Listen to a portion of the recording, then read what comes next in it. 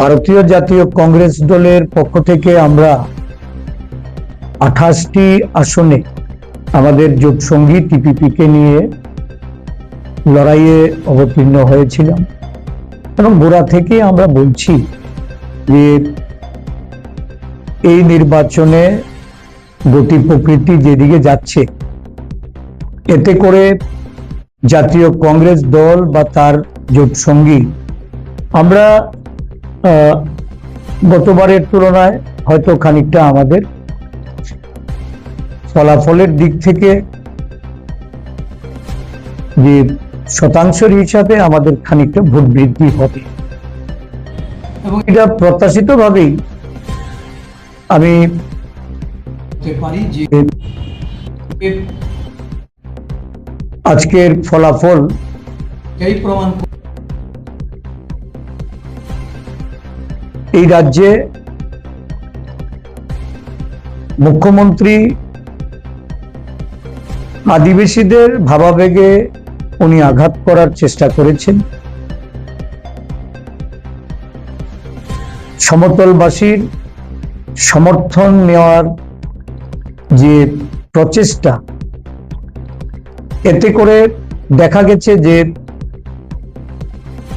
প্রত্যাশিতভাবেই আদিবাসী vote তাদের আবেগের vote, এটা তীব্রমতার পক্ষে। কিছু কিছু জায়গায় বিক্ষিপ্তভাবে বিজেপি যে ফলাফল করেছে, দিল্লিতে বসে যে ছক রচিত হয়েছে, এটার বাস্তবায়ন আজকের ফলাফলের মধ্য দিয়ে দেখা গেছে।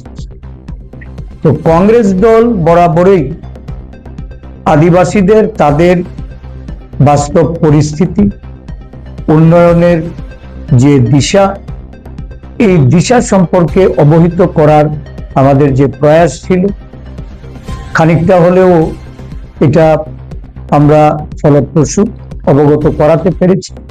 কিছু কিছু জায়গায় আমাদের সপক্ষে মানুষ ভোট প্রদান করেছেন। আগামী দিন আমাদের আদিবাসীদের স্বার্থে যে লড়াই, এই লড়াই এটা বজায় থাকবে। আমি সমগ্র এডিসি এলাকায় বসবাসকারী জনগণের কাছে আবেদন রাখব যে কোনো মূল্যে শান্তি বজায় রাখা। রাজ্য প্রশাসনের কাছেও বলবো অশান্তির বাতাবরণ যেন সৃষ্টি না হয়। ভোট পর্ব এটা সাঙ্গ হয়েছে, এখন স্বাভাবিক জীবনে মানুষ যেন শান্তিতে বসবাস করতে পারে, সেই দিক থেকে লক্ষ্য রেখে আরক্ষা প্রশাসন, রাজ্য প্রশাসনকে পরিচালনা করা, জাতি উপজাতির ঐক্য সম্প্রীতি এটাকে সুদৃঢ় করা, এটা সমস্ত রাজনৈতিক দলের কর্তব্য। জাতীয় কংগ্রেস দল আমাদের নীতি আদর্শের প্রতি আমরা নিষ্ঠাবান হয়ে সজাগ সতর্কতার সঙ্গে আমরা এটা পালন করব।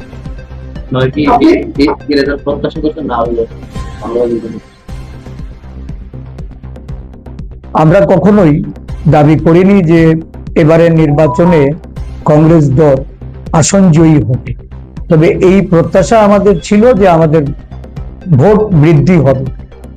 এখনো সম্পূর্ণভাবে আমাদের কাছে ভোটের পরিসংখ্যানটা আমাদের কাছে এসে পৌঁছয়নি, তবে যতটুকু আমি জানতে পেরেছি খানিকটা হলেও আমাদের ভোটের মার্জিন বেড়েছে। আমরা খানিকটা গতবারের তুলনায় ভোট বৃদ্ধি করতে সক্ষম হয়েছি। তবে এটা প্রত্যাশিত ছিল, যেভাবে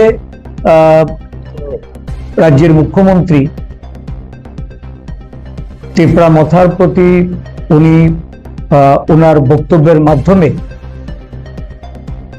আদিবাসী জাত্যাভিমানের উপর উনি আঘাত করেছেন, তার প্রতিক্রিয়ায় সমগ্র পাহাড় জুড়ে এটা পরিলক্ষিত হচ্ছে। তো আমি আগেও বলেছি যে এটা কোনো রাজনীতি নয়, বা বর্তমান শাসক দল, এরা রাজনীতির আঙ্গিনায় সম্পূর্ণভাবে এরা নির্বোধ, যার জন্য আজকে এই ফলের সম্মুখীন হতে হয়েছে।